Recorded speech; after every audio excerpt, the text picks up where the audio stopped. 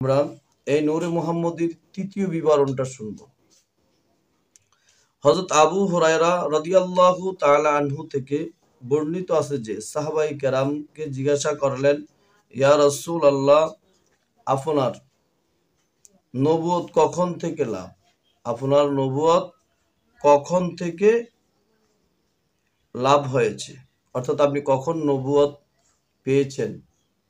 অনেকে বলেন নবী নাকি এই 40 বছর পরে নবুয়ত পেয়েছেন বা 40 বছর বয়সে। এই কথাটা সম্পূর্ণ ভুল, মিথ্যা কথা, বানোয়াটি কথা। কেন? সেটা আপনি স্পষ্ট হয়ে যাবেন। হযরত আবু হুরায়রা জিজ্ঞেস করছেন যে হযরত আবু হুরায়রা থেকে বর্ণিত, তিনি বলেন যে সাহাবায়ে কেরাম জিজ্ঞাসা করলেন কাকে? ইয়া রাসূলুল্লাহ, আপনার নবুয়ত কখন থেকে লাভ হয়েছে?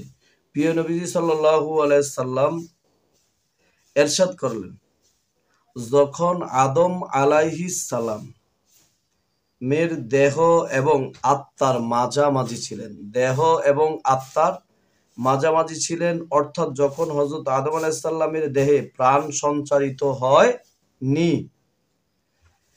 এই হাদিস সংকলিত হয়েছে তিরমিজি শরীফে। ইমাম তিরমিজি রহমতুল্লাহ আলাইহি এই হাদিসের প্রশংসা করেছেন। আর এমনই শব্দ মাইসারা গ্যাপ্তির বিবরণেও এসেছে। ইমাম আহমদ, ইমাম বুখারী রহমতুল্লাহ আলাইহি ইতিহাসে এবং আবু নাঈম হুলিয়াতেও এই বিবরণ পেশ করেছেন, আর হাকিম তার সত্যতা বর্ণনা করেছেন। তাহলে আল্লাহ রসুল নবুয়ত কখন পেয়েছেন এটা স্পষ্ট হয়ে গেল হযরত আবু হুরায়রার বর্ণনা থেকে।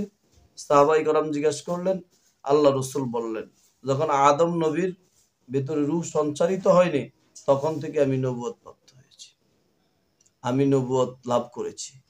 তাহলে আপনি আজকে কি যে বলেন আল্লাহ রসুল নাকি 40 বছর পরে নবুয়ত পেয়েছেন? এটা মিথ্যা কথা, বানোয়াট। উনাদের কিতাবে প্রমাণ করে, আমাদের কিতাব নয় তো, ওনাদের আকাবিরদের লেখা কিতাবে সেটা প্রমাণ করে।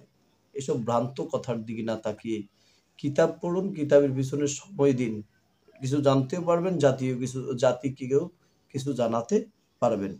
এবার আসুন চতুর্থ বিবরণ।